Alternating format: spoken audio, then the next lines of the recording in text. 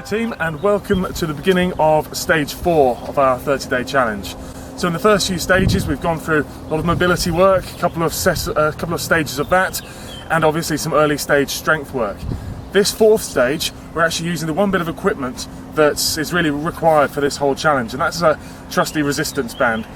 I find these incredibly versatile, and a lot of the time with the athletes I work with, especially those who don't necessarily either like or have a gym available, and those who travel a lot, I find them getting these in the suitcase or in their office bag and just taking them to wherever they're going a great form, a great way of being able to just get a very specific workout done very, very easily. We're going to work through some very simple resistance band exercises, but don't worry if you haven't got one available. While I do suggest that you do go with the resistance band variations, I will give some options for those who haven't got them. The options are kind of a second best, if you like. These, if you've got the availability of a resistance band, use it, definitely. So Holly, if you come and follow round to here, I'm going to actually set up just near the bench that we're using. The bench actually just gives us a nice reference point for the first exercise, which is going to be a resistance band squat. So we're going to put the band on over both legs, and it's just going to be at knee level. When I get to about shoulder width apart with my feet, the band wants me to pull my knees, or the band wants to pull my knees into this knock-kneed knee valgus position. I have to work against that band using those external rotators, abductors of the hip, so think particularly glute max, to pull my knees back into alignment. From here, in this aligned position, that's where I can just work down into a squat and back up, down and back up, keeping those knees facing forwards, not allowing this drift inwards as the band wants to create. As I'm coming down, I'm using the bench as a reference, just tapping and coming up, not sitting and resting. We'll work through the given number of sets for the day for that, and if you haven't got a resistance band available, an easy substitute that we can work with is a sumo squat. So we'll stay nice and wide stance-wise to start with, and as you come down, it's knees out, the toes are pointing slightly out, knees out and back up, knees out and back up, far wider than your standard squat alignment. So just slightly externally rotated, abducted at the hip, back and up. The key part of this, in terms of the squatting movement, is coming from here through and finishing the exercise. Getting that squeeze through those butt muscles to feel that you're in a strong, slightly almost extended position at the hip at the top. So that's the first exercise we're going to work through. So the next exercise, again, using the resistance band. It's a bit of a twist on an exercise we've already done as part of the challenge. A twist on our single leg toe touch and up. We're going to get the band round one foot. So we come all the way onto the instep here. From this position, holding on opposite hand, opposite foot, so left foot, right hand in this case. I'm coming down, touching and pulling up against the band. Down to up. Again, working through that same slight knee flexion here so we can see it from side on. Knees slightly bent rather than being locked out. So down, back straight and up. That was a bad example. Down to up. Again at the top, squeezing, getting that clench through those butt cheeks to push the hips forwards. If you haven't got a band, a simple variety you can use, simple tweak on that original exercise. You're going to come down, toe touch, little hop. Again, it's going to challenge you in terms of balance. Down, toe touch, hop and land it. Toe touch, hop and land it. Adding in a little bit more resistance through increasing the velocity of that.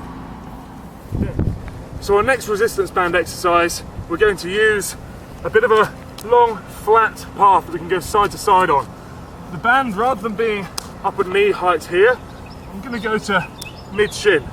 So we're just, through lengthening the length of this lever, we're essentially making life a little bit harder for ourselves at the hip, because the band's going to have more of an effect the further away from the hip joint it is. From here, rather than staying bolt upright and straight, I actually want you to slightly flex at the hip and bend the knee. So Holly, if you come and look round from side on here, we'll be able to see this slight flexion forwards. So I'm slightly angled forwards, trunk angle wise. Hands forwards to help facilitate that, but I keep my back straight. from here, I'm coming side to side to side, keeping my upper body absolutely still. I'm working through the hip to step my leg out. Again, Holly, if you come front on, you'll be able to see the sideways motion I'm making and the way in which I'm not throwing my torso from side to side. I'm not doing this. I'm nice and straight, nice and level, working purely at the hip. Working equal amounts to the left to the right, so if I say 1 minute, we're 30 seconds that way, 30 seconds that way. Should feel after a while that around particularly glute med, so just around here, we're really starting to work hard. Now, if you haven't got a resistance band, you can easily substitute in a slightly different exercise. We can use a bench here. So, using the bench, get into a position where, Holly, if you come around to here, with a little knee bend on this outside leg, this could be a wall, doesn't have to be a bench, it could be anything that's solid. Little knee bend, around about 8 inches to a foot away from the outside of the bench. I'm simply going to push this knee into the bench. The harder I push this knee this way, the harder I'm having to work through the hip on this side to stabilise through this standing leg. Just going to hold this for 30 seconds to a minute on one side, and then I'll repeat on the other leg. So come over here, again setting up, it's just the outside of my knee that's touching the outside of this surface. Knee bend here, and a push that way. I'm not leaning over or leaning away. I'm dead straight, and I'm feeling the harder I push that way with this knee, the harder I'm working here. Okay, so the last one of these exercises, we're going to get back into a position where we've got the band around both knees. From here, single leg. To start out with, I want to put a bit of pressure on the band, so I'm going to abduct through this hip, so knees apart, and then in this position where I've got a little bit of tension through the band, all I'm going to do is just move my upper body to one side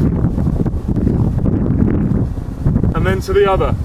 I'm slightly flexed through this knee, so this knee stays slightly bent rather than being locked out, and I'm just keeping the control. As you can see, I need to work on this.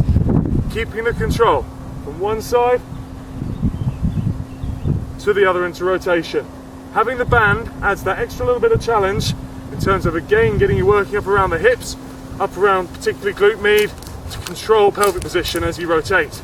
Now, the variation we can use with no band is basically the same exercise. Single leg balanced. Don't worry about this because there's no band there. All I'm getting you to do is rotate one way, rotate the other way.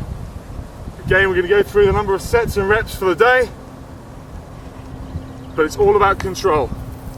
Hopefully that's given you 4 easy exercises to work with. Probably easy is the wrong word. 4 exercises to work with and 4 variations if you don't have one of these bands. If you do have it, use it. If you don't have it, get one. Let's see how you get on.